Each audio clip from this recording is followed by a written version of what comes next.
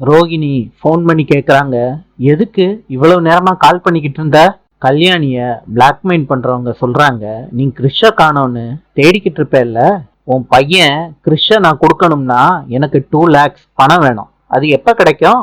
கல்யாணி சொல்றாங்க, நான் சொல்ற நம்பருக்கு ஃபோன் பண்ணி பணம் கேளு. மீனா கல்யாணிக்கு பக்கத்துல நின்னுகிட்டு இருக்காங்க. மீனா கல்யாணி பேசும்போது மனோஜுக்கு கால் வருது. மனோஜ் கால் அட்டன் பண்றாரு. மனோஜ் சொல்றாரு, கிறிஷ கடத்திட்டியா? மனோஜ் லவுட் ஸ்பீக்கர் போட்டுறாரு. அப்ப முத்துவும் நிக்கிறாரு. மனோஜ் கேக்குறாரு, இப்ப என்னதான் உனக்கு வேணும்? கிறிஷ கடத்தினவங்க சொல்றாங்க, நான் தான் முதவே உங்ககிட்ட சொன்னேனே, பணம் தான் 2 லட்சம் ரூபா. மனோஜ் சொல்றாரு, 2 லட்சமா?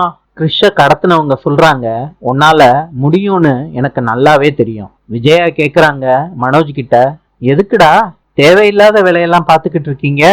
எவனோ கடத்திட்டு போயிட்டான், போலீஸ் கிட்ட சொல்லிட்டு விட்டுற வேண்டியதானே?